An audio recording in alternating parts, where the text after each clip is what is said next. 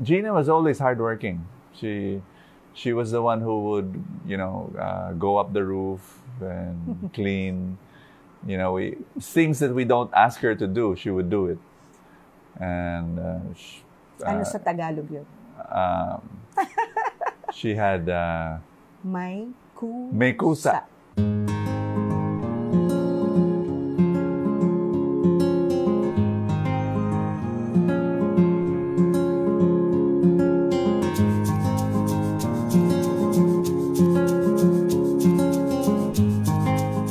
Hi, ako po si Gina Macayos. Dito po ako pinanganak sa Salngan, Chateau Negros Oriental, Barangay Napakaw. Dito po ako lumaki. Nag-aral ng elementary, high school dito po. Source ng income ng papa ko po at mama ko po dati, yung nagdadamo po sa may mga tubuhan kasi madami pong tubuhan dito po. Nagdadamo po sila. Tapos yung mga kapatid ko naman po ay nagtatrabaho sa lancha, yung isda po. Yun, pag nakabinta po sila, yun po yung may po kami. May dalang isda or may po siya, madalang pera pa uwi. Si mama naman po ay po siya, since elementary po, nagtitinda po ng hot cake. Butchip yung tawag sa amin, ganito kay donut. O kaya po yung maruya, yung tinitinda po niya.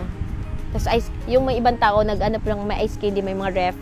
Nakikuha po siya ng ice candy, tapos porsyento po yung nakukuha niya po, yung commission po, kung ilan po yung ice candy na bibinta niya, yung ganun po. Si Papa po, high school po ako, hindi na po nagtrabaho si Papa. Ay, may trabaho po siya, yung sa Swertres, yung parang sa bahay po siya, tapos yung may pupunta po sa lapag mag-record ng high alay po yung tawag po dati. Yung po trabaho niya, kasi since high school, hindi na po siya yung parang makaano po sa kampo ng high school na po, kasi yung parang hihingali na po siya. Kasi dati, nakagat na ng aso yun, tapos nahulog po siya sa 10-wheeler truck, nahulog po siya doon. Nahirapan siyang huminga. Pag kunti lang po yung niyang tubig, dala, hinihingal na po siya. Kaya araw na pong trabaho Ani po kami magkapatid po. Yung dalawa ko pong kapatid na lalaki kasi 3 boys, 3 girls po kami. Tapos yung nagpungpasok po eskwelahan, yung ako po, tapos yung sunod po sa akin, na wala na po siya ngayon, so makabiling buhay na po. Nag-aaral po kami ng elementary, nag-aaral kami sa Central School sa Buanguita, tapos po, hirap ng buhay, pero nakakayanan po yung buhay kasi may kunti pa kaming lote na taniman ng mga kamuting kahoy, mga saging, San Pablo yun sa amin, saba sa Tagalog, tapos yung kamote. Kumbaga, mahirap po yung buhay, pero nakakaahon po kasi yung mga crops naman po na yun ay parang walang bigas, pero yun po pampait po ng bigas sa amin. Buhay na buhay po kami doon.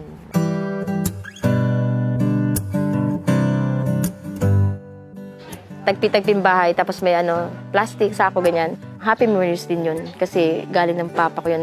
Yung pinagpagura ng papa ko na as in, yung hindi yung nangutang na gano'n. Kwarto-kwarto, hindi uso ng kwarto. Pag sa kanimo, taas, alam mo yung taas sa Bisayan, parang taas na. Doon tulog lahat. Nakahiliran na. Dili yung parang usong kwarto, kung asa ka magbisa higa, at turan din. Pag saka na lang nakaibisita, naitabil-tabil na sako, yung sakong pinadugtong-dugtong, yun nahawiin mo lang, tapos ikaw pag magbihis ka, ganyan, yung literal na kung anong bahay kubo na, yung iba nga may kwarto-kwarto, yung kami wala. Pag akyat mo, yun na yun. Kusina, yun na yun din. Parang, akyat mo sa kusina, yun na yun. Pag akyat mo sa taas, yun na din yun. Wala may kuyente. Ramparilya. Tapos, kada magtuon nga, imudiri puno na sa usok. Tapos one time pa nga, nag-aaral ako, tapos nung physics na notebook ko, nasunog. So part lang naman, kasi yung nakatulog ka, tapos kasi ramparilya. Tapos puno na yung dun, walang kuryente. Parang na yung nagka-kuryente. As usual, late na rin kami nagkaroon ng CR din. Alam na yun, tabi-tabi, ganyan. Fertilizer, ganun. CR kami doon dati. Parang heaven yung pakiramdam namin sa CR. Nagka-cake lang ako doon kina, Kuya Boy. 19th birthday ko. Yun, nag-birthday ko, nagka-cake. Wala, alam pobre. Pag mag-cake ka mo, dinato na kayo. Kami pag nakasardina sa una, 555, uso. Magdato na ka. Magdato kag laki mo, magdato na ka. Elementary ko may dirty ice cream, yung parang may kasama pang mga kuko minsan yung ice cream, dirty ice cream. Pero yung literal na ice cream, nandun sa kina Kuya Bong. Ice cream, tas cake. Cake na si Benny palang kung alaga ng dati.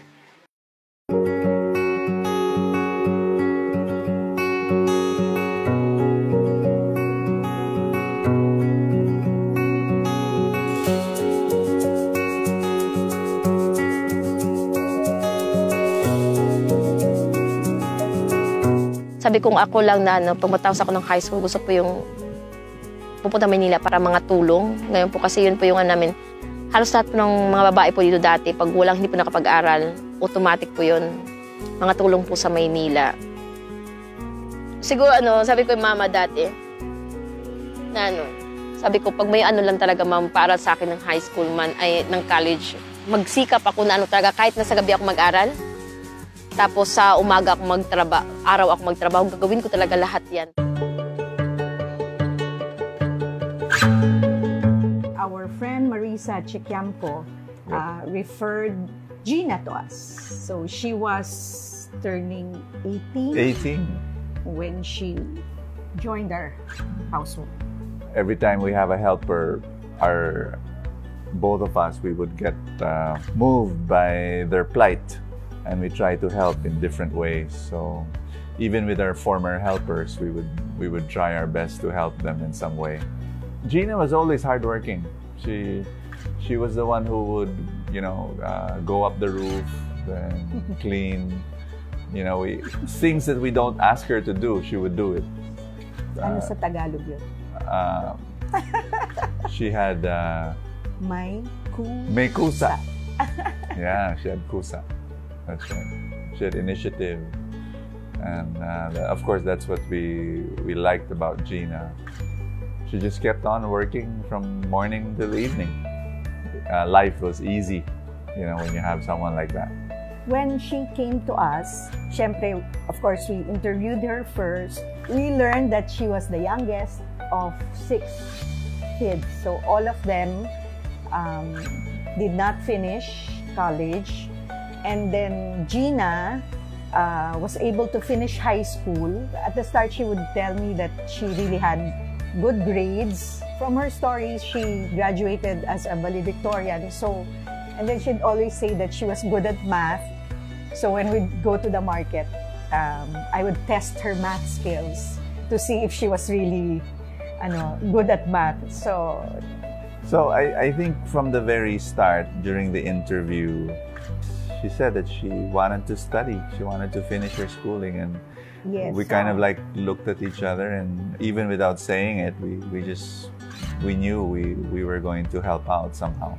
But of course, she did not ask. No, she never asked. She never asked. But parang it's just her dream to one day finish after saving up for. Yeah. And then we found a way of doing it. We were looking for a correspondence school, a distance learning school. And she finished in 2009. 5 years, not bad. I remember, nothing changed. She kept on doing whatever she needed to be doing, and but I knew that she would still be studying because she, maybe at 9 o'clock in the evening she'd go to her room and she'd just study the whole time. I was suspecting probably she'd stay awake until 2 in the morning studying, but then I think much more than that. I think she probably slept at 4. I don't know. Kaya madami siyang pimples. But she did. She finished it. Even when she was studying, she was already doing bookkeeping duties for BSI, our company. So, galing ano?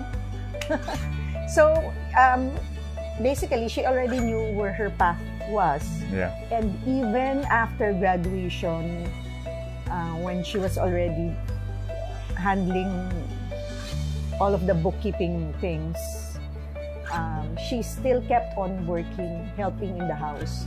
She still takes care of the kids. She still takes care of the house.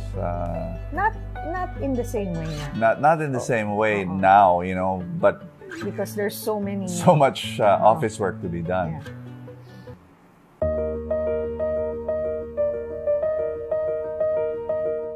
Sa bahay, may gathering kami sa bahay. With the driver, with the other helpers, and after prayers, we would share a bit, and then I would ask them how their finances are. Laging problema namin na is yung isang common lang, walang pera kasi sa sweldo ganyan. Siyempre, yung padala ng pera, siyempre may mga emergency, ganyan. So parang kami, ang taas na nga ng sweldo nyo compared to other households. Pero we would always hear them say, wala silang pera.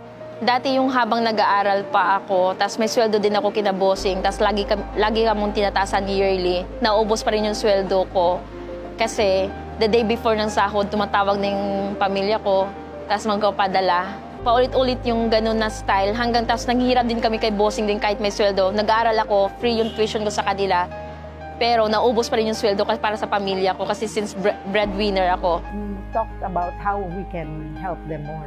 We said we'll focus on building their spiritual life first. And then that's when you started having parang light groups with them, with the whole household. Tapos nung hanggang nag-decide na si Kuya, kasi ulit na yung style na ganun, hanggang nag-decide siya ng 2010 na mag-invest kami sa stock market. I was still, very brand new in the stock market, maybe 2 years in it, and learning how it was working, and it was working well. I said, I posed a challenge to myself. It was really a challenge, not to them, but to me. I said, if I can help them invest in the stock market, if I can help Gina invest in the stock market, that means I can help anyone. May whiteboard siya dati, tapos sabi niya, ito yung dapat ganito yung sa sahod nyo. Halimbawa, for example, sa sahod ko, ito Gina, ganyan. Tapos yung may nakahiwalay pang emergency fund, parang ganun. Pero siya dati, hindi pa masyadong ma-apply kasi hindi pa ganun ka sa utak. It took a long while for us to see some results, but that's how the stock market works. The stock market doesn't give you great results in a year. She started investing 2,000, 3,000 pesos a month. Tapos parang yung na-apply namin talaga, yung parang nakahiwalay na yung pag-invest sa stock market ng ganun. So since naturuan kami ng ganun, tuloy-tuloy na yung ginagawa namin. Hanggang ngayon po, kung ano po meron kami ngayon, nagdahil po kay Kuya Bo po at saka sa Truly Rich Club. That was a big celebration. I was here. I was seated here in the couch. I asked her, can you give me your I want to see your portfolio. Proud po ako ipakita sa kanya na umabot na po ng 1 million ang portfolio ko. I told everybody, Gina, you're now a millionaire. So that was fun. That was really good. So now she has more than 1 million. By the age of 60, we estimated probably 30 million. She'll have 30 million. And when you think of 30 million, it's like, wow, that's crazy. I'm hoping more, but 30 million is huge. It's like the retirement package of a CEO of a small or medium company, and that's why I believe this is the path to go. I don't know what's going to happen to her. Will she get married? Will she have her own family? I don't know, but she told me that she wants to continue working with us. So whether she's single or she's married, that'll be wonderful. We'll always be there to support her. Her life will be very, very different from the other helpers. She will have millions when she retires, and she can choose where to live. She can have her own little house, little apartment, little house in the province. She can afford that. The great thing about Gina now is that she's able to help her relatives much, much more. Now that she's able to invest her money, a part of her salary, she's able to send her relatives to school and, help out in so many ways. That for me is a joy. It's a joy for me to see her do that, being generous to her relatives. Of course, there's a limit, and I'm the one who tells her, no, there should be a limit. You still have to keep investing so that your help will be long-term. There are people who help now and then they've nothing and then they grow poor. So you want the help to be continuous. So that's why there has to be limits in terms of helping people. My message for Gina, simple lang.